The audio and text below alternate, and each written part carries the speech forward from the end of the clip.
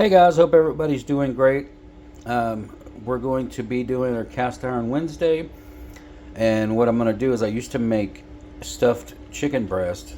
Well, one time I took in, just to make it quicker, I made a casserole and actually liked that kind of better than I did the stuffed chicken breast. So that's what we're going to do tonight.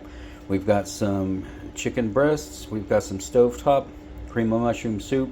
I've got some cornbread that I'm going to make the first layer with, and we got some cheese to finish it off with. Let's get started. Alright, the first thing we're going to do is take about 4 pieces of cornbread and crumble it up on the bottom to make it even coat all the way across. Alright guys, after you take and get the cornbread in there, you take the chicken, and I cubed it in about 1-inch little squares. It was a thin cut, so the little package ended up covering it pretty much perfectly. Next thing we'll do is we'll take in, we've got some stovetop making right now. It shouldn't take it very long. We'll put it over the top and then put the rest of the toppings on it and toss it in the oven. Alright guys, the stovetop is ready. I'm going to go ahead and put the stovetop on top, make it even across, and then we'll put the rest of the stuff on.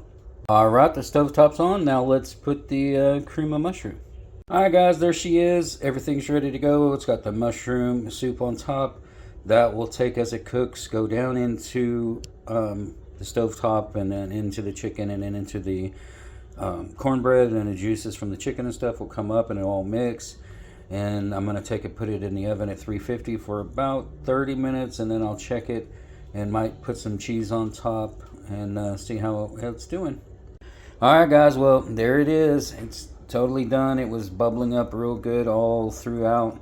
So I set it on the counter, let it cool for a couple minutes, and I just put some cheddar cheese on top.